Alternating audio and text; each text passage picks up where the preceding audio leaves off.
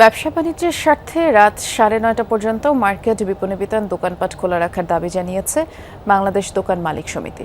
রাজধানীর মগবাজারে সমিতির প্রধান কার্যালয়ে সংবাদ সম্মেলন করেন নেতারা। বলেন, সন্ধ্যা 7টার মধ্যে দোকানপাট বন্ধ রাখার কারণে খুচরা ব্যবসায় মন্দাভাব দেখা দিয়েছে। এতে ব্যবসায়ী, কর্মচারী, ক্ষুদ্র উদ্যোক্তাদের আয় কমে গেছে। অনেক ব্যবসায়ী তার কর্মচারীদের বেতন দিতেও হিমশিম খাচ্ছেন। ব্যবসা স্বাভাবিক গতি বজায় রাখতে রাত 9:30 পর্যন্ত মার্কেট ও দোকানপাট খোলা রাখার দাবি তারা জানান। এ সময় বিদ্যুৎ খরচ অর্ধেকে নামিয়ে আনার অঙ্গীকার করেন। বলেন, আগামী 1 বছরের মধ্যে দেশের সব মার্কেটকে ধাপে ধাপে সৌরশক্তির আওতায় আনা হবে।